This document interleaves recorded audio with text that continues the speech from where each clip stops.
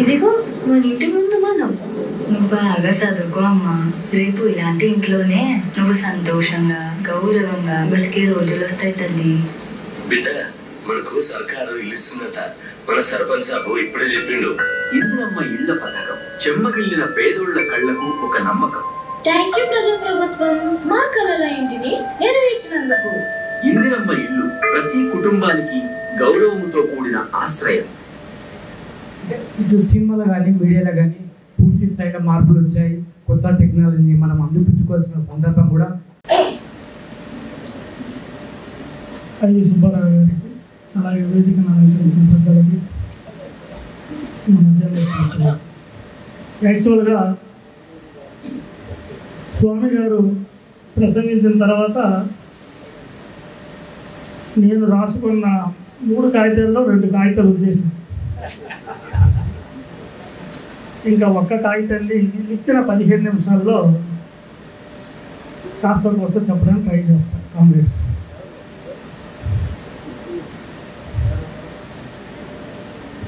Fake news సంబంధించి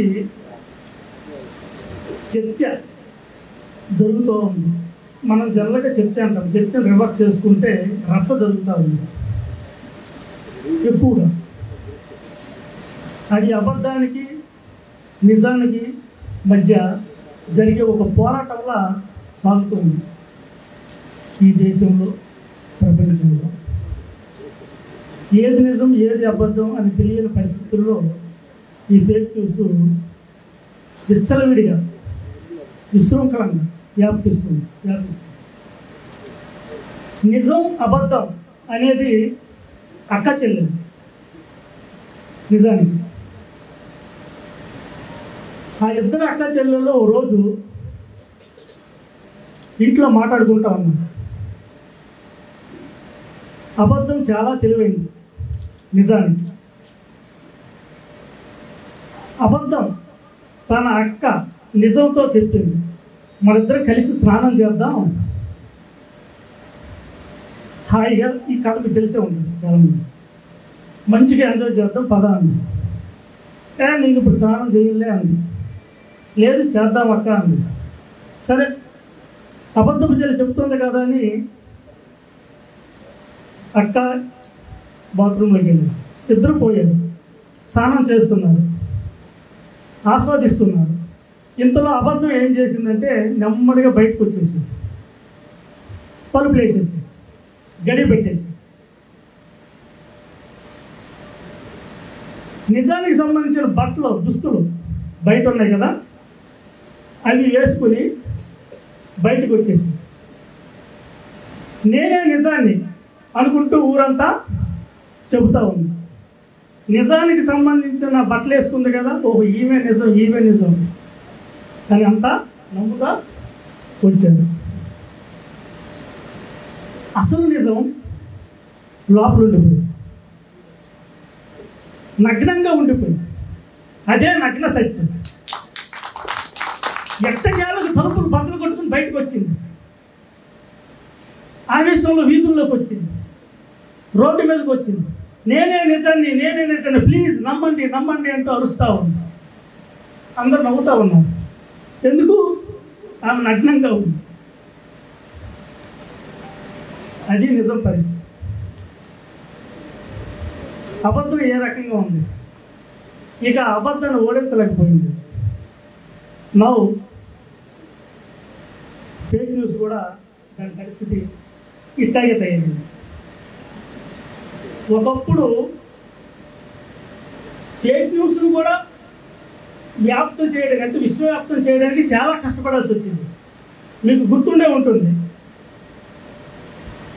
Gulf యుద్ధం 1991 అనుకుంటా, గల్ఫ్ యుద్ధం. అప్పుడు ఇరాక్ దగ్గర రసాయన బాంబులు ఉన్నాయి అని ప్రపంచాన్ని నమ్మించడానికి అమెరికా దాదాపు సంవత్సరం పాటు ఎంతో కృషి చేయాల్సి వచ్చింది. రసాయన బాంబులు ఉన్నాయి అని చెప్పడానికి. అది ఒక ఫేక్. ఆ విషయం చాలామంది తెలుసు. లేవు, అయినా నమ్మించడానికి ఎంతో తంటాలు పడ్డది. అప్పట్లో మీడియాని దీన్ని ఏదో చేసి ఆ ఇంటర్నేషనల్ మీడియాని కొనేసి ఏదో తంటాలు పడి చేసింది. రసాయన బాంబులు ఎన్నాళ్ళు. ఇక అప్పుడు యుద్ధం జరిగింది ఇరాక్. ఆ సద్దాం హుస్సేన్ మీకు ఐడియా ఉంటుంది కదా, అతను దాదాపు పోరాడి ఇక ఓడిపోయాడు కానీ 7 ఏళ్ళు అమెరికాలో లేవలేనంతగా చిరగొట్టాడు. ఇప్పుడు ఇరాన్ అమెరికా యుద్ధం జరుగుతుంది. ఇరాన్ దగ్గర అణుబాంబులు ఉన్నాయి అని ప్రపంచాన్ని నమ్మించడానికి అమెరికాకి 5 నిమిషాలు పట్టింది. 5 నిమిషాలు. ఆనాడు 5 నెలలు కూడా ఆ అమెరికాకి చాలలేదు. ఈరోజు 5 నిమిషాలు మాత్రం. ఎలాగో చెప్పండి. త్రూ ఇరాన్ ఒక బాంబు తయారు చేస్తుందని మాత్రమే చెబుతూ వస్తుంది. అది ప్రమాదం అని ఇజ్రాయెల్ కూడా అంటూ ఉంది, జరుగుతూ ఉంది. ఇజ్రాయెల్ చేత దాడి చేయించింది. 168 అణుబాంబులు ఉన్న ఇరాన్ 168 బాంబులు ఉన్న ఇజ్రాయెల్ బాంబు ఇంకా తయారు చేస్తుందో లేదో అని ఇంకా చెప్పలేని పరిస్థితుల్లో ఉన్న ఇరాన్ మీద దాడి చేయడం, ఇప్పుడు అమెరికా కూడా దాన్ని పూనుకుని దాడి చేయడం, ఇదంతా అంటే ఆయిల్ కోసం జరుగుతున్న పోరాటం అనుకుంటుంది. ఇదంతా ఈ బాంబులు ఇదంతా ఒక ట్రాష్. పెరిగిన టెక్నాలజీ ద్వారా ఫేక్ న్యూస్ని ఎంత త్వరగా విశ్వవ్యాప్తం చేయాలో ఇలాంటి సంఘటనలు మనకి తెలుస్తుంది. ఇప్పుడు సోషల్ మీడియా చాలా ఉన్నాయి, సార్ చెప్పారు. యూట్యూబ్ ఇవన్నీ కూడా 2005లో యూట్యూబ్ వచ్చింది. ఈ రోజున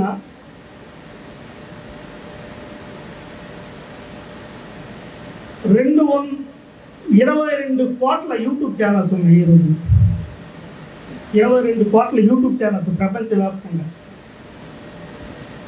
2025 జూన్ 1వ తేదీ నాటి 22 కోట్ల యూట్యూబ్ ఛానల్స్ ఉన్నాయి.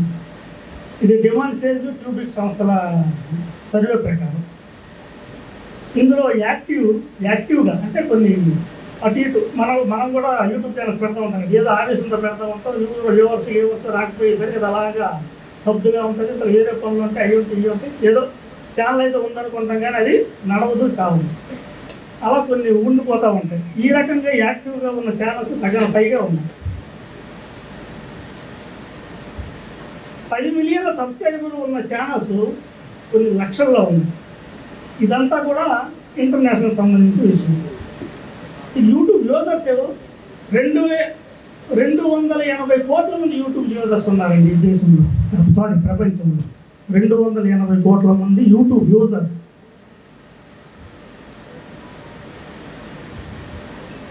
అంటే ఉన్న 700 కోట్ల జనాభాకి 280 కోట్ల యూట్యూబ్ యూజర్స్ ఉన్నారంటే ఏ స్థాయిలో ఉంది చూడండి. మిస్టర్ బీస్ట్ అని అది #1 ఛానల్గా ఉంది. దానికి అంటే ఇది ఎందుకు చెప్తున్నానంటే యాక్చువల్గా మీకు తెలియదు కాదు, దానికి 407 మిలియన్ సబ్స్క్రైబర్లు ఉన్నాయి. ఇక ఇండియన్ యూజర్స్ సంబంధిస్తే 491 మిలియన్లు, అంటే దాదాపు 50 కోట్ల మంది. మన 130 కోట్ల మంది జనాభాలో 50 కోట్ల మంది యూట్యూబ్ యూజర్స్ ఉన్నారు. జియో నెట్వర్క్ రాకముందు యూట్యూబ్ యూజర్స్ 50,000 మంది కూడా లేరంట. జియో నెట్వర్క్ తర్వాత ఈ 5G అన్నీ వచ్చాక, అంటే అది ల్యాండ్ మార్క్ ఉంటుంది, వచ్చాక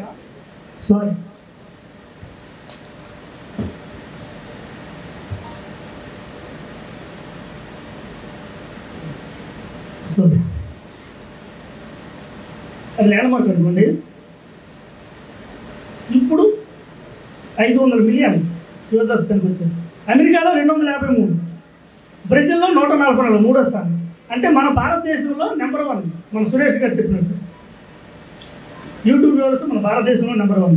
అంటే ఒక లెక్క చెప్తున్నా, తర్వాత సబ్జెక్ట్ ఎలాగో సగం చెప్పేశారు కదా స్వామి గారు. ఇక ఇండియాలో కేవలం 1,00,000కు పైగా సబ్స్క్రైబర్లు ఉన్న ఛానల్స్ 20 లక్షలు ఉన్నాయి. 1,00,000 పైగా సబ్స్క్రైబర్ ఛానల్స్ 20 లక్షలు ఉన్నాయి. ఇందాక ఆయన చెప్పారు ఏపీలో తెలంగాణలో ఎక్కువ ఉన్నాయి ఛానల్స్. నిజమే.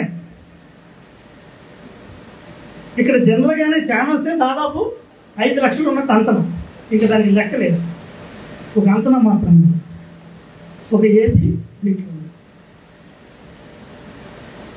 జనరల్గానే ఫేస్బుక్, సోషల్ మీడియాలో ఫేస్బుక్ ఎక్కువగా యూజర్స్ ఉన్నది. తర్వాత యూట్యూబ్, తర్వాత ఇన్స్టాగ్రామ్, తర్వాత వాట్సాప్, తర్వాత టిక్టాక్. ఇవన్నీ ఒక లెక్క అయితే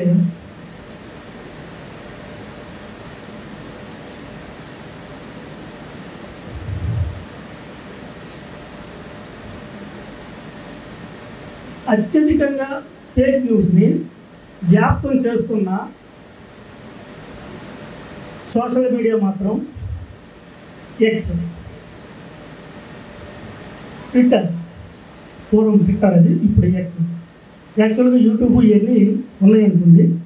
ఫేక్ న్యూస్కి ఎక్కువగా ట్విట్టర్లో దానికి ఏంటంటే ఎక్కువగా దానికి లిమిటేషన్స్ లేకుండా పోవడం వల్ల ఆ ఎక్స్లో ఎక్కువ ఎవరు పడతారు ఏది పడతారు చెప్పడానికి చేయడానికి ఈ రకంగా ఉన్నాయి. అసలు షేరింగే 6 లక్షల పైగా డీప్ ఫేక్ షేర్ అవుతుంది ప్రతి సంవత్సరం. ప్రధానంగా మనమంతా 20 నుంచి 40 సంవత్సరాల దాకా మీడియాలో ఉన్న మిత్రులు. Social media, digital media, websites ఇవన్నీ ఖర్చుతో కూడుకున్న అంశాలు. గతంలో వెబ్సైట్స్ కొత్తగా ప్రారంభించినప్పుడు వెబ్సైట్లకి కోట్ల రూపాయలు ఖర్చు పెట్టిన పరిస్థితి ఉంది. తర్వాత డిజిటల్ రంగం, ఈ పేపరు, ఇప్పుడు యూట్యూబ్ ఛానల్స్, వీటన్నిటిలో భారీ ఖర్చుతో కూడుకున్న వ్యవహారం. ఒక ఎడిటర్ కానీ, ఒక టెక్నీషియన్స్, మనం కెమెరామెన్ కానీ, లేదా స్క్రిప్ట్ రైటర్స్ కానీ, యాంకర్స్ కానీ, వీళ్ళంతా కూడా ఖర్చు అనేది చాలా భారీ స్థాయిలో ఉన్న నేపథ్యం ఉంది. ఒక 5 ఛానల్స్ మనం ఇప్పుడు ఒక ప్రొఫెషనల్ సిస్టంలో మ్యాన్ పవర్తో నడపాలి అనుకునే పరిస్థితిలో నేను నడుపుతుంటే నా ఖర్చు అది చాలా భారీగా ఉన్న పరిస్థితి నేడు ఉంది.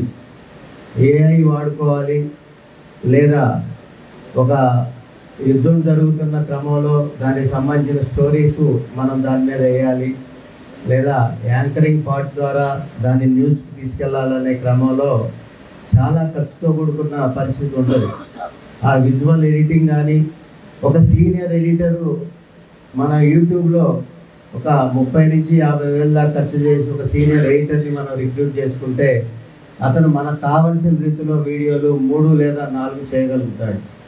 అదే ఏఐలో ప్రభాస్ సినిమా మనకి నేను మీరు హీరోగా దాన్ని మార్చుతూ మనకి సినిమా కావాలంటే 5 నిమిషాలు 10 నిమిషాల్లో మనకు నచ్చిన రీతిలో ఆ సినిమా మన చేతికి వచ్చే పరిస్థితి ఉంది.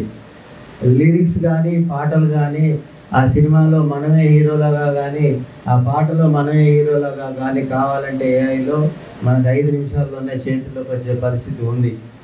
వీటన్నిటి పరిస్థితుల్లో మనం ఫేక్ న్యూస్ని ఏ విధంగా నియంత్రించగలుగుతాం? సాధ్యమా? జనరల్గా మీడియాకే నియంత్రణ అనేది సాధ్యమా అనేది మనం గతంలో స్వీయ నియంత్రణే సాధ్యం అనేది అనుకున్నాం. గతంలో ఒక పెద్ద ఛానల్లో ఒక వార్త ఇచ్చి ఇది ఫేక్ అని లాస్ట్కి మనం చెప్పుకునే వార్త, ఆ వార్త ప్రోమో పడంగానే దానికి లక్షల కోట్ల మంది చూసే పరిస్థితి ఉంటుంది. అదేవిధంగా ఇప్పుడు మన మిత్రులు చెప్పినట్టు, సోదరుడు అజయ్ చెప్పిన, సోదరుడు స్వామి గారు చెప్పిన, పెద్దలు ఆల్పాటి సురేష్ గారు కానీ, శ్రీనివాస్ రెడ్డి గారు అని ఏఐ మీద చెప్పిన ఏఐలో పరిస్థితులు ఈరోజు ప్రపంచవ్యాప్తంగా దాంట్లోకి వెళ్ళి మనం కొడితే నిమిషంలో మనం తయారు చేసి మనకి నచ్చిన విధానంలో మనకి ఇచ్చే పరిస్థితి ఈరోజు మనం ఏఐలో ఉన్నాం. కాబట్టి మన కృత్రిమ మీద, మన సొంత మీద అనే పరిస్థితుల్లో ఇంకా చాలా సంవత్సరాలు మనం దీని మీద పరిస్థితి ఉంటుంది. ముఖ్యంగా జర్నలిస్టులుగా మనం సోషల్ మీడియాలో కానీ, వెబ్ ఛానల్స్లో కానీ, యూట్యూబ్ ఛానల్స్లో కానీ మనం సొంతంగా మనం ఛానల్ నడుపుకోవాలంటే ఒక ఫోన్ ద్వారా ఈరోజు ఛానల్ నడుపుకునే పరిస్థితి ఉంటుంది. ఇప్పుడు అజయ్ చెప్పారు ఏమనంటే, కొన్ని మనం సొంతంగా కష్టపడి గంటల తరబడి మనం స్క్రీన్ కార్డ్ నిలబడి దాని మీద ఎక్స్ప్లెయిన్ చేసి 30-40 సంవత్సరాల జర్నలిస్ట్ కూడా వివరణ ఇస్తూ ముందుకు పోయే సందర్భంలో దానికి 10 వ్యూస్ 20 వ్యూసే ఉంటాయి.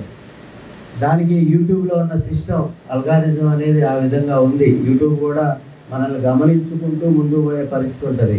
మనం పెట్టే వీడియో సొంత వీడియోనా లేదంటే రీయూజ్డ్ కంటెంటా? ముఖ్యంగా ఈ సోషల్ మీడియాలో, వెబ్సైట్లో, యూట్యూబ్లో మనం నడుపుకుంటూ ముందుకెళ్ళే క్రమంలో దాని మీద అవగాహన అనేది ముందుగా మనం తీసుకున్నట్టయితే దానికి ఖర్చు తక్కువతోటి మనం ముందుకు పోయే పరిస్థితి ఉంటుంది.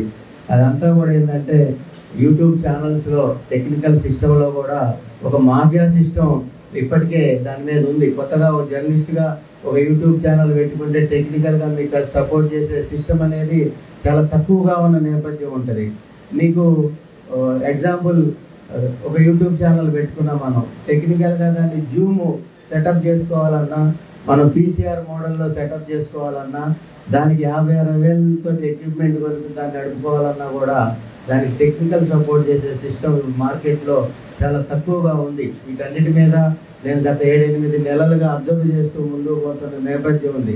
మన జర్నలిస్ట్ మిత్రులు ఎవరైనా యూట్యూబ్ ఛానల్స్ పెట్టుకునే సిస్టమ్ కనుక ముందుకు పోతుంటే పెద్ద బడ్జెట్తో ముందుకు పోయేటప్పుడు తప్పనిసరిగా వాళ్ళకి టెక్నికల్గా ముందుగా ఎవరైనా మన మిత్రులు కొనసాగించే క్రమంలో వాళ్ళ సలహాలు, సూచనలు తీసుకుని దాని మీద ముందుకు పోతూ స్వామి లాంటి టెక్నికల్ నాలెడ్జ్ ఉన్న వాళ్ళతో వాడుకునే విధంగా గతంలో మనం ఈ పేపర్ నడపాలన్నా, వెబ్సైట్ నడపాలన్నా కనీసం 20 నుంచి 30 మంది మ్యాన్ పవర్ పనిచేస్తేనే ఆ వెబ్సైట్ కొనసాగే పరిస్థితి ఉంటుంది. ఇప్పుడు ప్రముఖ దినపత్రికలో ఒక వార్త తీసుకుని మనం వేరే యాప్లో వేస్తే మనకి లీడ్ మార్చి టోటల్ స్క్రిప్ట్ మార్చి మన చేతికి ఇచ్చే పరిస్థితి ఉంటుంది. ఒక ఇద్దరు మనకి కాపీ పేస్ట్ సిస్టంలో వార్తల్ని మార్చగలిగితే గతంలో 20 మంది 30 మంది చేసే పని ఈరోజు ఇద్దరితో మనం ఆ సాయంత్రానికి ఈ పేపర్ ఇవ్వగలుగుతాం. అదేవిధంగా వెబ్సైట్ ఒక 1000 వార్తలతో కాపీ పేస్ట్ తోటి లీడ్ మార్చి వార్తలు మార్చి మనం ముందుకు పోయే పరిస్థితిలో ఈరోజు వెబ్సైట్, డిజిటల్ మీడియాలో ముందుకు పోయే పరిస్థితి ఉంది. కాబట్టి ఫేక్ వార్తల్ని మనం ఇప్పుడున్న పరిస్థితుల్లో కట్టడి చేసే పరిస్థితి చాలా తక్కువగా ఉన్న పరిస్థితే. మనం విచక్షణకు లోబడి ముందుకు పోయే పరిస్థితిలోనో విచక్షణకు లోబడి వార్తలు ఇచ్చుకునే పరిస్థితి మన మట్టికి ఒక జర్నలిస్ట్గా మనం చేసుకోగలుగుతాం. కానీ యూట్యూబ్లుగా, వెబ్సైట్లుగా, డిజిటల్ మీడియాలుగా అంతా జర్నలిస్టులే నడిచే పరిస్థితి లేదు. పెద్దలు చెప్పినట్టుగా కోట్లాది యూట్యూబ్ ఛానల్స్, లక్షలాది డిజిటల్ మీడియాలు అన్నీ కూడా జర్నలిస్టుల చేతుల్లోనే లేవు.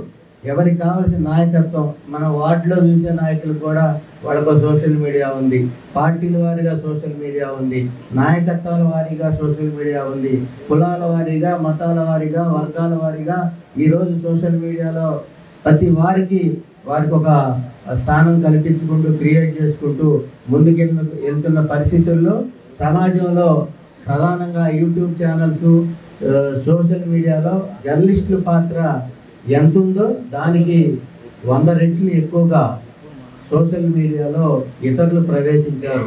కోట్లాది ఛానల్స్ ఈరోజు ప్రపంచవ్యాప్తంగా వచ్చినాయి అంటే వాళ్ళంతా జర్నలిస్ట్ కాదు, వివిధ రంగాల్లో నుంచి వచ్చి ముందుకు పోతున్న సందర్భం ఉంది. కాబట్టి జర్నలిస్ట్గా ఉన్న మనం నిబద్ధతతో మనం ప్రయత్నం చేస్తాం. ఫేక్ న్యూస్ ఏది, ఫేక్ న్యూస్ కాదు ఏంది, ఏ విధంగా ముందుకు పోవాలి. డిజిటల్ రంగంలో మనం ఉన్నాం కాబట్టి మనం దానికి వర్షం తీసుకోవాలి, ఆపోజిట్ వాళ్ళ కౌంటర్ తీసుకోవాలి, ఇవన్నీ మనం ఆలోచిస్తాం. కానీ రెవెన్యూ ఆఫీస్కి వెళ్తే ఒక ఎంఆర్ఓ ఆఫీస్ కార్యాలయంలో నాన్ జర్నలిస్ట్కి ఆ కార్యాలయ సిబ్బంది షేక్ అయ్యే పరిస్థితి ఉంటుంది. ఈ మధ్య నేను గమనించి హైదరాబాద్లో ఒక చోట నుంచి ఒక ఎంఆర్ఓ ఫోన్ చేశారు నాకు, అయ్యా జనార్దన్ గారు మీరు గతంలో ఉన్నారు, మీరు సంఘాల్లో ఉన్నారు, మా పరిస్థితి ఉందంటే దాంట్లో చేయగలిగేది ఏం లేదు. వారు మీరే చెప్తున్నారు నాన్ జర్నలిస్ట్ వాళ్ళు ఒక యూట్యూబ్ ఛానల్ పెట్టుకున్నారని, కాబట్టి జర్నలిస్ట్ పరిధిలో లేని మిత్రులతో జర్నలిస్టులుగా, సంఘాలుగా, లేకపోతే ప్రొఫెషనల్స్గా మేము మాట్లాడే పరిస్థితి ఏం లేదు సార్, దానికి మేమేం చేయలేని పరిస్థితి ఉంది అనేది మనం కూడా చెప్పుకోవాల్సిన పరిస్థితి ఉంటుంది. కాబట్టి జర్నలిస్టులుగా మనం స్వీయ నియంత్రణ లేకపోతే నిజమేంది కాదేంది అనేది మనం చూసుకున్నా ఈరోజు యూట్యూబ్ ఛానల్స్ మీరు ఒక ఎగ్జాంపుల్ చెప్తే భార్యాభర్తలు వైజాగ్ కేంద్రంగా ఒక వీడియో పెడతారు, 4 నిమిషాలు 5 నిమిషాలు. మీరు తెల్లారు చూడండి, ఆ వీడియో 5 లక్షల నుంచి 10 లక్షల మంది చూస్తారు 24 గంటల్లో. మీరు ప్రొఫెషనల్ జర్నలిస్ట్గా మీరు ఒక అనలైజ్ చేయండి, ఒక వార్త మీద పూర్తి స్థాయి ఒక 40 సంవత్సరాలు 50 సంవత్సరాల జర్నలిస్ట్గా వార్త మీద విశ్లేషించండి. అది 100, 200, 300 వ్యూస్ మాత్రమే ఉండే పరిస్థితి ఉంటుంది. దాంట్లో SEO వర్క్, అల్గారిజం, దానికి సంబంధించి మనం ఆ ఛానల్లో మనం టైప్ చేసినట్టయితే అదే వచ్చే విధంగా SEO వర్క్ అంటారు, అల్గారిజం అంటారు, లేదా యూట్యూబ్ స్కాన్ చేసే విధానం, ఏదైతే వీడియో ఫ్రెష్ వీడియోగా, అంటే ఇప్పుడు మన ఇక్కడ సిటీ కేబుల్ ఛానల్ షూట్ చేస్తుంది, దీన్ని మనం యూట్యూబ్లో మనం తీసుకుంటే రీయూజ్డ్ కాపీ రైట్ పడుతుంది, రీయూజ్డ్ కింద వస్తుంది. ఇది దాంట్లో యూట్యూబ్ ఛానల్లో రీయూజ్డ్ కంటెంట్ కింద వస్తుంది. అట్లా కాకుండా మన వీడియో ద్వారా, మన కెమెరా ద్వారా, లేదా మన ఫోన్ ద్వారా మనం దాన్ని అప్లోడ్ చేస్తేనే అది ఫ్రెష్ విజువల్ లాగా వస్తుంది. ఇట్లాంటి ఇబ్బందులు ఎన్నో ఉన్న పరిస్థితుల్లో మనం ఛానల్స్ నడుపుకుంటున్నాం. దానికి AI అనేది చాలా గొప్పగా సహకారం అందిస్తుంది. మనం 10 యాంకర్లు పెట్టుకోవచ్చు, అజయ్ అన్న చెప్పినట్టు 20 యాంకర్లు పెట్టుకోవచ్చు. మనకే మనం డిఫరెంట్గా కొత్త డ్రెస్ వేసి చదివించుకోవచ్చు. ఈ పరిస్థితుల్లో AI మీద ఈరోజు ఇక్కడ ఈ సెమినార్ కార్యక్రమం పెట్టడం, దీనికి సంబంధించి ఒంగోలు యూనిట్ దీనికి కావాల్సిన అన్ని ఏర్పాట్లు చేసిన APWJకి, అదేవిధంగా అనుబంధ విభాగాలు ఎలక్ట్రానిక్ మీడియా సంఘానికి, అదేవిధంగా చిన్నపత్రిక సంఘం, ఫోటోగ్రాఫర్ సంఘం, మీ అందరికి కూడా రాష్ట్ర కమిటీ తరఫున శిరస్సు వంచి వందనాలు తెలుపుతా ఉన్నా. ఈ కార్యక్రమాన్ని అన్నిటికి కూడా పూర్తి స్థాయి బాధ్యత వహిస్తూ మా నాయకుడు, మీ నాయకుడు, మా నాయకుడు APWJ రాష్ట్ర అధ్యక్షుడు ఐవి సుబ్బారావు గారి నాయకత్వంలో 36వ మహాసభల సందర్భంగా మనం ఈ కార్యక్రమం చేసుకుంటున్నాం. ఈ కార్యక్రమానికి వచ్చిన అగ్రనేతలు శ్రీనివాసరెడ్డి గారు, సురేష్ గారు, అదేవిధంగా జమ్ము గారు, సిన్హా గారు, మనకి అన్ని విషయాలు అందుబాటులో ఉంటూ సంఘానికి ఏ విధంగా ముందుకు పోవాలనే కార్యక్రమానికి పూర్తి స్థాయి సమయిస్తున్న సోమసుందర్ గారు, ఈ విధంగా వచ్చిన జిల్లా అధ్యక్ష కార్యదర్శులు, రాష్ట్ర కార్యవర్గ సభ్యులు, రాష్ట్ర కమిటీకి ప్రతి ఒక్కరికి ధన్యవాదాలు తెలుపుతూ నాకు ఈ అవకాశం ఇచ్చినందుకు థ్యాంక్ యూ. ధన్యవాదాలు జనార్దన్ గారు. ఇటీవల ఒక సీనియర్ జర్నలిస్ట్ ఫేస్బుక్లో పెట్టాడు, తన గురించి తాను ఏం చెబుతుందో చూద్దామని పెట్టాడు. అంతా బాగా చెప్పి చివరిలో వాడి కులాన్ని కూడా తగ్గించాడు. మరి అందుకని దాంట్లో చాలా ఉన్నాయి చర్చించాల్సినవి, మొత్తం ఒకే రోజు చర్చించేంత సమయం ఉండదు. కాబట్టి రాష్ట్ర జాతీయ కార్యదర్శి కామ్రేడ్ బి సోమసుందర్ గారిని క్లుప్తంగా మాట్లాడుతున్నాను.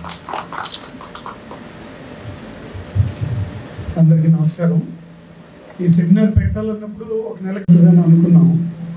ఈ డేట్స్ అడ్జస్ట్ అవ్వడం అవి కొంచెం ట్రబుల్ అయ్యి ఎత్తేద్దామా అని ఒక దశలో అనిపించింది. ఎందుకంటే నిర్వాహకులకు ఇబ్బంది కదా, 4 రోజులు పదే వాయిదాలు పడి జరిగింది. కానీ శ్రీనివాసరెడ్డి గారు ఎట్టి పరిస్థితుల్లో అయినా దీన్ని జరిపి తీరాలి అని ఆయన కంటి ఆపరేషన్ చేయించుకుని 1 వీక్ మాతో టచ్లో లేరు. ఫోన్ చేసినా ఎత్తే పరిస్థితి లేకపోతే అధ్యక్షులు నేను ఆ వంక తీసుకుని ఏదో రకంగా దీన్ని ఎత్తేసేసి లోకల్ నిర్వాహకుల మీద ఏదో పనిభారం లేకుండా చేద్దామని అనుకున్నాం. కానీ అలా చేసి ఉండుంటే చాలా తప్పు చేసి ఉండేవాళ్ళం అయ్యేది. ఈ సెమినార్ పెట్టడం, ఈ సబ్జెక్టు చాలా అద్భుతమైనటువంటి నిర్ణయం. ఇక్కడ ఉండే జర్నలిస్టులు అందరూ కూడా దాన్ని బట్టి బెనిఫిట్ అయ్యారని నా మట్టుకు నేను బెనిఫిట్ అయ్యాను తప్పనిసరిగా. ఇది అలాగే ఫ్యూచర్లో కూడా మనకి ప్రెస్ అకాడమీ చైర్మన్ గారు, మన చైర్మన్ గారు సురేష్ గారు ఇక్కడే ఉన్నారు కాబట్టి ఫ్యూచర్లో అకాడమీ కార్యకలాపాల్లో కూడా ఈ ఫేక్ న్యూస్ని అరికట్టడం, దాన్ని ఐడెంటిఫై చేయడం, అరికట్టడం ఎట్లాగనే దాని మీద భవిష్యత్తులో శిక్షణా తరగతులు కాకపోయినా వర్క్షాప్ రూపంలో అయినా సరే మనం సెలెక్టెడ్ పీపుల్ని పెట్టుకుని రాష్ట్ర స్థాయి పెట్టినా పర్వాలేదు, లేదా ఆన్లైన్ పెట్టినా పర్వాలేదు. దాని మీద సురేష్ గారు ఒక మంచి నిర్ణయం తీసుకుని దీన్ని ముందుకు తీసుకెళ్తే APWJలో ఈ రోజున రాష్ట్రంలో ఉన్న సుమారు ఒక 10,000 మంది 11,000 మంది సభ్యులకి అది ఎంతో బెనిఫిట్ అవుతుంది. మనం నేర్చుకుంటే కనుక తప్పనిసరిగా దాని ఇన్ఫ్లుయెన్స్ సమాజం మీద పడుతుంది. అది నేను గాఢంగా నమ్ముతున్నాను. సరే, తర్వాత ఏంటంటే BBC ఇంతకుముందు మిత్రుడు అజయ్ ప్రస్తావించాడు. ఒక 5-6 ఏళ్ల క్రితం ఒక సర్వే చేసింది. దేశంలో, భారతదేశంలో పొలిటికల్ కమ్యూనికేషన్లో ఈ వార్తల్లో అవాస్తవాలు ఉంటున్నాయా, వాస్తవాలు ఉంటున్నాయా, డిస్ఇన్ఫర్మేషనా లేకపోతే మిస్ఇన్ఫర్మేషనా, దీని మీద ఒక సర్వే చేసింది BBC. చేస్తే అందులోనే వచ్చింది 92% పొలిటికల్ మెసేజెస్ వక్రీకరించినవి కానీ అవాస్తవాలు కానీ పూర్తిగా తప్పులు కానీ ఉంటున్నాయని ఒక అంతర్జాతీయ సంస్థ చెప్పిందంటే అది ఎంత ప్రమాదకరమైందో మనం అర్థం చేసుకోవాలి. ఇది కేవలం ఏదో ఒక టెక్నాలజీ తెచ్చినటువంటి ప్రాబ్లం కాదు. టెక్నాలజీని యూజ్ చేసుకుంటున్నటువంటి వ్యక్తులు ఉద్దేశపూర్వకంగా దీన్ని ఒక యంత్రాంగం కింద డెవలప్ చేసి ఉపయోగించి పబ్లిక్ డిస్కోర్స్ని, దేశంలో జరిగే బహిరంగ చర్చని ప్రభావితం చేయడం ద్వారా ప్రజల మనసుల్లో అవాస్తవాల ద్వారా కొన్ని కొత్త వాస్తవాల్ని తయారు చేయడం కోసం, మ్యానుఫ్యాక్చరింగ్ కోసం ఈ ప్రయత్నం చేస్తున్నారు. ఇది దీనివల్ల వచ్చేటటువంటి అసలు ప్రమాదం. మన శాస్త్ర విజ్ఞానానికి వ్యతిరేకం కాదు, కానీ దాన్ని కొంతమంది ఎలా వినియోగించుకుంటున్నారు అనేది మనం అర్థం చేసుకోవాలి. మీకు గుర్తుంటుంటే ఎన్డీటీవీ యాజమాన్యం మారక ముందు మన ఇప్పుడున్న హోంమంత్రి గారు, అప్పుడు ఆయనే హోంమంత్రి, ఒక ఇంటర్వ్యూ, అద్భుతమైనటువంటి ఇంటర్వ్యూ ఒకటి చేశారు ఎలక్షన్ ముందు. చేసినప్పుడు ఆయన ఏమన్నాడంటే, మీ వ్యూస్ సబ్స్క్రైబర్స్ ఎంతమంది ఉన్నారు అంటే, అది పెద్ద ఛానల్ కదా, జాతీయ స్థాయిలో ఇంటర్నేషనల్ లెవెల్లో, అదంతా నాకు తెలుసు, కానీ ఒకటి చెప్తున్నాను, మీరు నా కోసం నా భావజాలాన్ని ప్రసారం చేయడానికి నేను మీ దగ్గరకు వచ్చి మీ దగ్గర గంట కూర్చుని మాట్లాడాల్సిన పని ఏం లేదు అంటే లైవ్లో చెప్పాడు ఆయన. లేదు, నాకు యంత్రాంగం ఉంది, నా చేతిలో 36 లక్షల మంది నాకు ప్రాపగండిస్టులు ఉన్నారు అంటే ఆయన హిందీలోనే వాడాడు, దాని అర్థం వేరే ఉంటుందని నేను ప్రాపగండిస్టులు అన్నాను. ప్రచారకులు ఉన్నారు నాకు అన్నాడు. ప్రచారక్ అనే మాటకి అర్థం ఏంటో మనకు తెలుసు, ఉన్నారు. ఇప్పుడు నేను చెప్తే మీది 30 లక్షల మంది 20 లక్షల మంది చూస్తారు, కానీ నా 36 లక్షల మంది రేపు ఉదయం ఇక్కడి నుంచి నేను బయటికి వెళ్ళే లోపల వాళ్ళు ఒక్కొక్కళ్ళకి 100 మందికి పంపితే అది 3.5 కోట్ల మందికి వెళ్తుంది. ఉదయం లోపల అది మొత్తం దేశంలో 30 కోట్ల మందిని కవర్ చేస్తుంది. నా యంత్రాంగం బలమైన యంత్రాంగం ఉందని చెప్పారు, మర్చిపోకండి. అది చాలా పెద్ద స్టేట్మెంట్. సరే, ఏదో చెప్తున్నారు రాజకీయ నాయకుడు ఎలక్షన్ ముందు చెప్తున్నాడు అని అనుకుంటాం, కానీ దాని ఇంపాక్ట్ ఏంటి అనేది ఈ 10 ఏళ్లలో మనం చూస్తున్నాం. ఎన్ని అవాస్తవాలు వస్తాయి.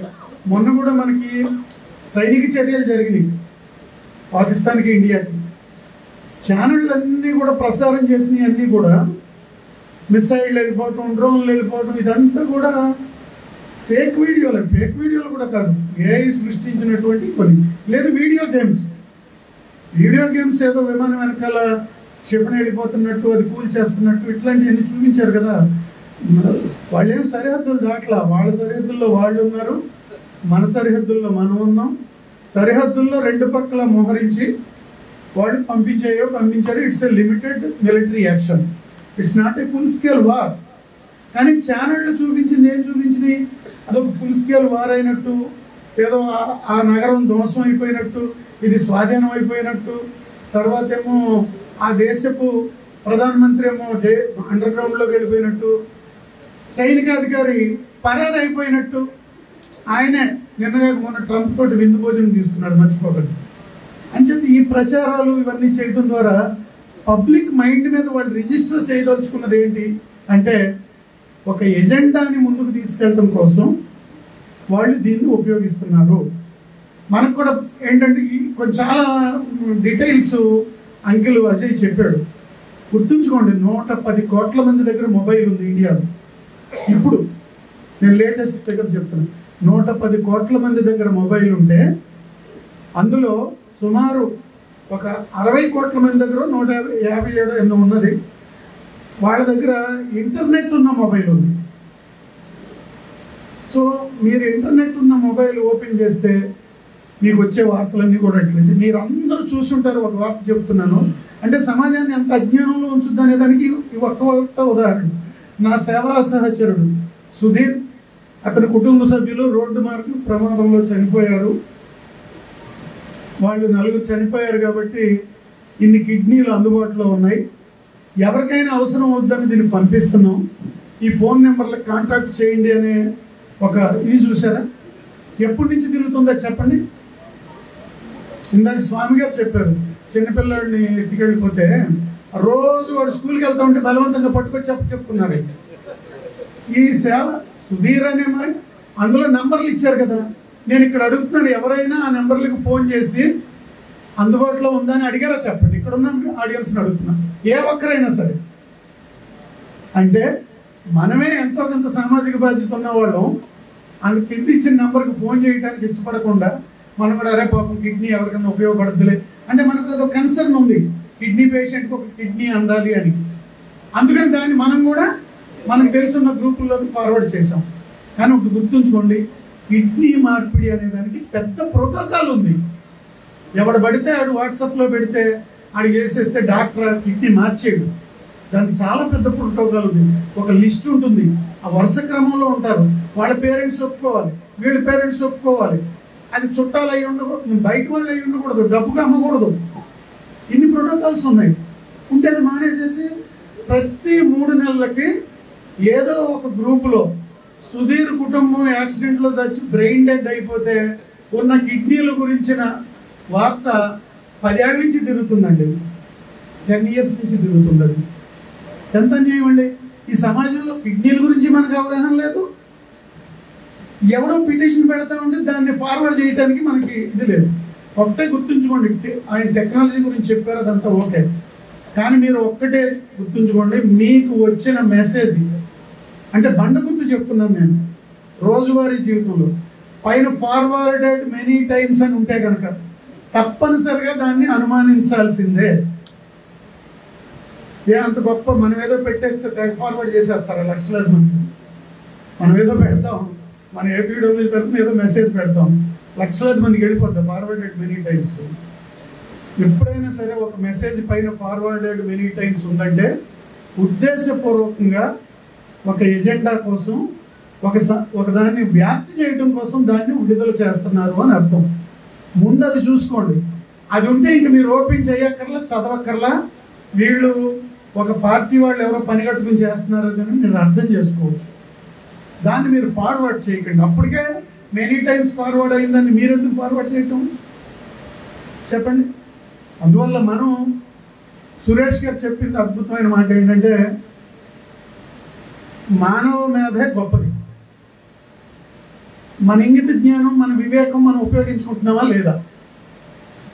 అది మనకి జర్నలిస్టులుగా అటువంటి సాధారణ వివేకం ఉండి తీరాలి, ఇంగిత జ్ఞానం ఉండి తీరాలి. లేకపోతే మనం కూడా గాలి జనంలాగా ఏది దొరికితే అది. తర్వాత ఎజెండాలో భాగం అయిపోతున్నాం. మనం ఎజెండాను పరిశీలించేవాళ్ళం అవట్లా, ఎజెండాలో భాగం అయిపోతున్నాం. భాగం అయిపోయి మనమే వాటిని ఫార్వర్డ్ చేస్తున్నాం. అంచేది ఈ జాగ్రత్తలు, ఫార్వర్డెడ్ మెనీ టైమ్స్ అనే దాన్ని పక్కన పెట్టడం. తర్వాత ఏదన్నా అవాస్తవ వార్తలు ఉంటే ఇమ్మీడియట్గా దాని కింద ఇది తప్పు అని పెట్టే ధైర్యం మనకు ఉండాలి. అటువంటివి చాలా ఉన్నాయి. ఇండియా టుడే కానీ, హిందూ కానీ, కొన్ని ఛానళ్ళు కానీ, ఏబీపీ కానీ, వీళ్ళందరూ కూడా ఫ్యాక్ట్ చెక్, సొంతంగా ఫ్యాక్ట్ చెక్ వ్యవస్థలను నడుపుతున్నారు. వాళ్ళు ఫ్యాక్ట్ చెక్ ఆల్ట్ న్యూస్ అని ఒకటి వీళ్ళందరూ నడుపుతున్నప్పుడు మనం దాన్ని చూస్తే కావాలంటే దాన్ని చెక్ చేసుకోవచ్చు. మీరు జస్ట్ మీరు గూగుల్లోకి వెళ్ళి అలాన్నది నిజమా కాదా అనేది మీరు ఒక క్వశ్చన్ వేయండి, మీకు వచ్చిన భాషలో వేయండి. వేస్తే దానికి 20 సమాధానాలు వస్తాయి. చూసుకుంటే మీకే అర్థం అవుద్ది. టెక్నాలజీ అన్నీ పెట్టుకోండి, వారు చెప్పినవి అన్నీ పెట్టుకోండి. సింపుల్ ఏంటంటే గూగుల్లోకి వెళ్ళి ఒక ప్రశ్న వేయండి, ఆ ప్రశ్నకి సమాధానం వస్తుందో లేదో చూడండి తప్పనిసరిగా. అంచేత నేను కోరుకునేది ఏంటంటే సామాన్య ప్రజలు, సాధారణ వివేకం, ఇంగితం లేని ప్రజలు వాటిలో కొట్టుకుపోతారు. కానీ మనం జర్నలిస్టులు నిజ నిర్ధారణ మన ప్రాథమిక కర్తవ్యం. అది గుర్తుంచుకోండి. వచ్చిన సమాచారం నిజమా కాదా అని తెలుసుకోకుండా పంపించేస్తున్నారు న్యూస్ ఐటమ్ చెప్పండి. అలాంటప్పుడు ఈ సమాచారాన్ని ప్రసారం చేసేటప్పుడు కూడా అది నిజమా కాదా అని నిర్ధారించుకునే బాధ్యత జర్నలిస్టుల అందరి మీద ఉందని చెప్పి నేను గట్టిగా నమ్ముతున్నాను. మరొకసారి రాష్ట్ర మహాసభల ప్రారంభానికి ఇంత మంచి చక్కటి సెమినార్, నేను స్టార్టింగ్లో అక్కడక్కడ కుర్చీలు ఖాళీ ఉంటే కొంచెం ఫీల్ అయ్యాను. కానీ పూర్తిగా ఈ హాలు నిండేటట్టు ప్రకాశం జిల్లా మిత్రులు ఆ సభ్యులందరినీ కూడా ఆహ్వానించి తీసుకొచ్చినందుకు ప్రకాశం జిల్లా కమిటీకి కూడా నేను హృదయపూర్వకంగా అభినందనలు తెలియజేస్తూ సెలవు తీసుకుంటున్నాను. నమస్కారం. Sorry for that. Two things. First, my friend Srinivas ji,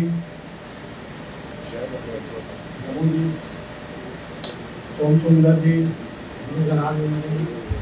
Suresh ji, and our experts here, Swami, Ajay, and Subbarao. I thank all of you because this is a very good, one of the best seminars which is required these days. Today, this is the basic requirement for a journalist. Remember, the subject, AI, social media, fake news and fact check. These are the basic things which we all require today. And our experts have really talked in detail. And they gave you very insight about the whole thing. So from my heart, I thank APUWJ to organizing this type of seminar, which is required.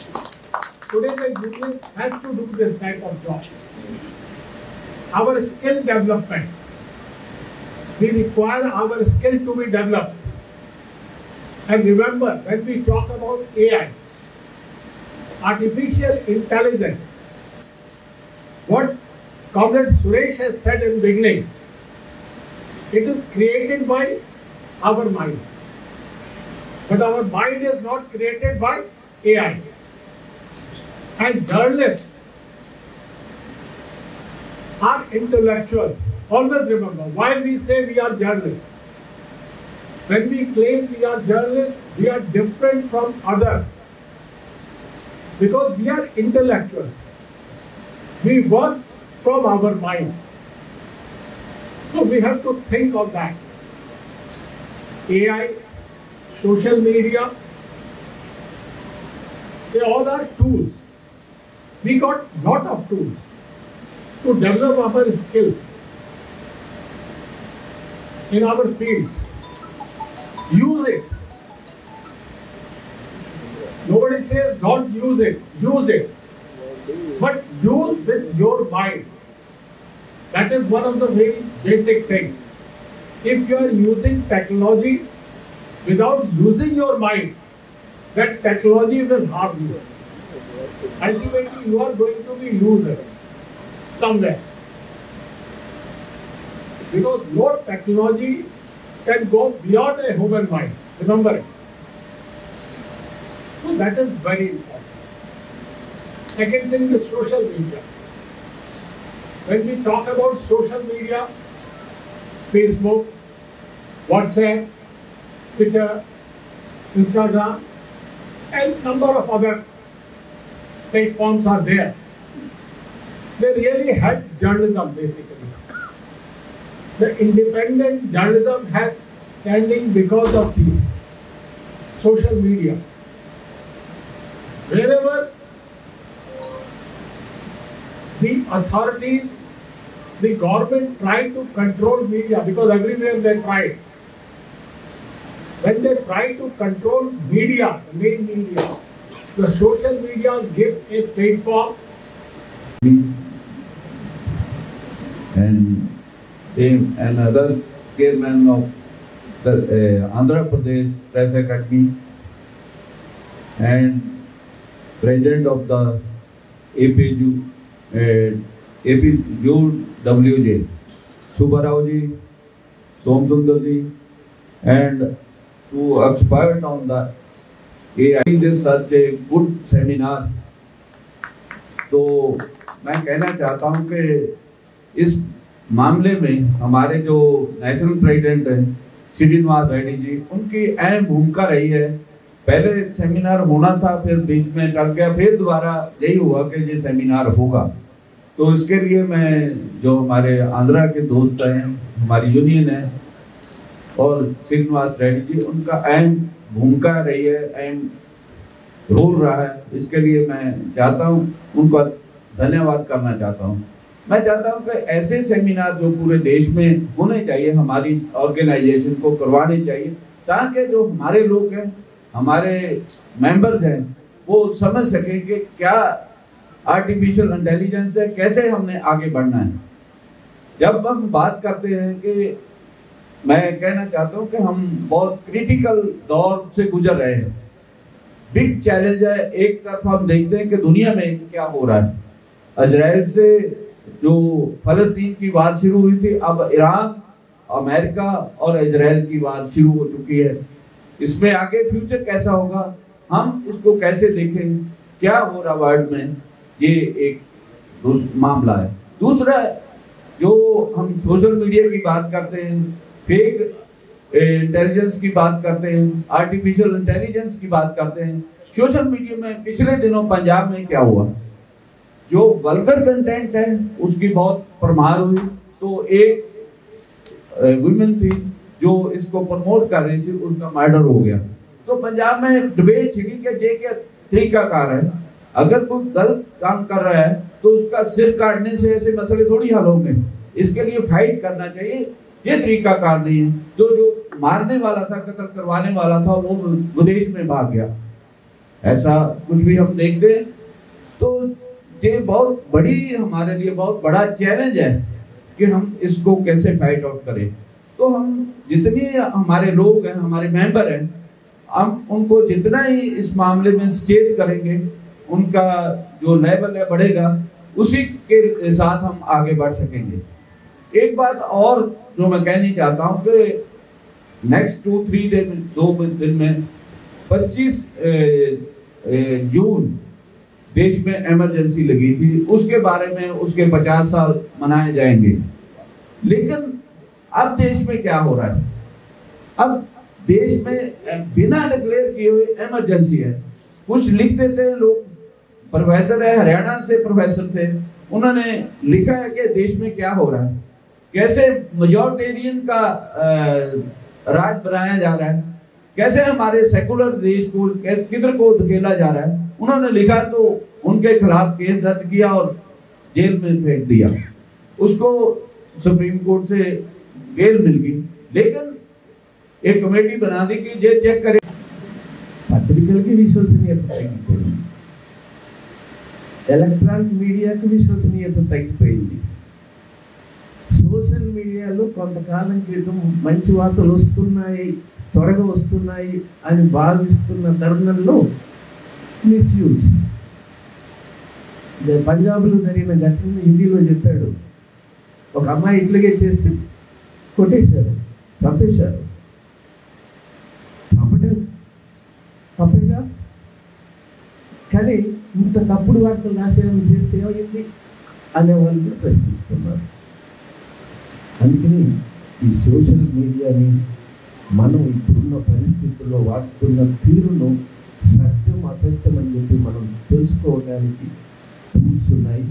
వాటిని ఖచ్చితంగా కొత్త మన chairman, Andhra Pradesh chairman ఒక work షాప్కి కానీ క్లాసులకు కానీ తప్పనిసరిగా హాజరు కావాల్సిందే, నేర్చుకోవాల్సింది. ఇది నేర్చుకోకపోతే మనం ఇబ్బందుల్లో పడతాం. అసత్య వార్తల మీద వచ్చే డిఫర్మేషన్ కన్నా ఇది తీవ్రమైనటువంటి ప్రభావం మన మీద చూపుతుంది. కాబట్టి దీన్ని ఇక్కడ ప్రారంభించినందుకు, మీరంతా ఇంత పెద్ద సంఖ్యలో వచ్చినందుకు మళ్ళీ మనసారా అభినందిస్తూ సెలవు. అందరికీ కృతజ్ఞతలు.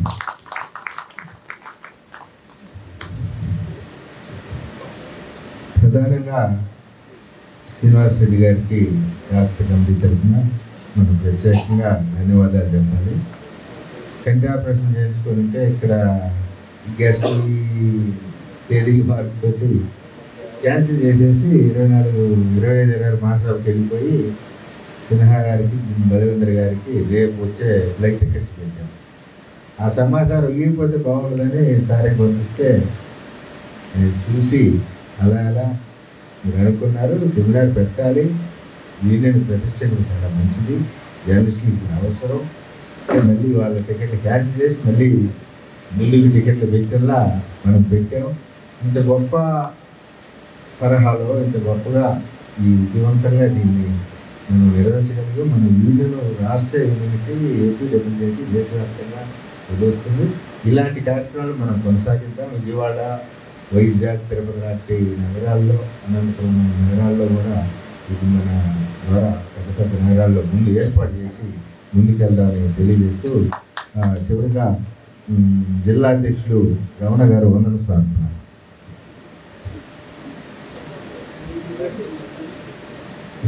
జిల్లా కమిటీ తరఫున చిరు సత్కారం కానీ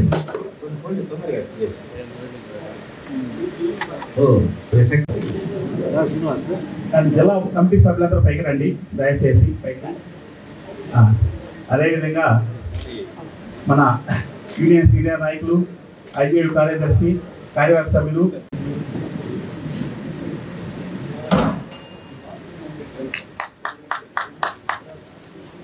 thank you.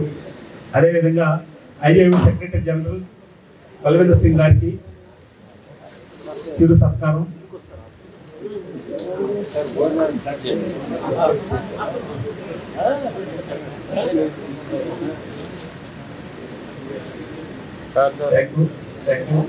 IJU steering committee member గౌరవనీయులు పెద్దలు సిన్హా గారికి చిరు సత్కారం.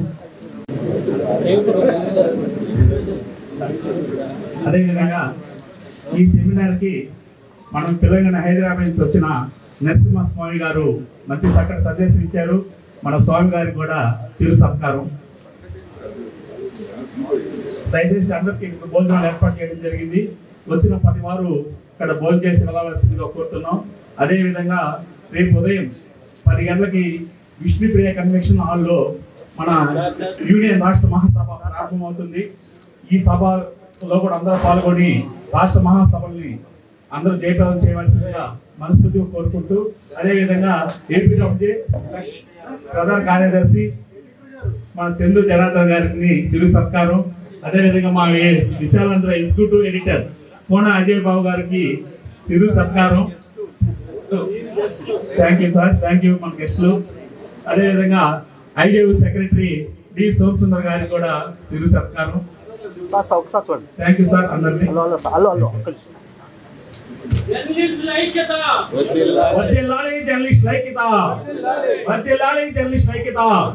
జిందాబాద్ జిందాబాద్ ఏపీడబ్ల్యూ జిందాబాద్.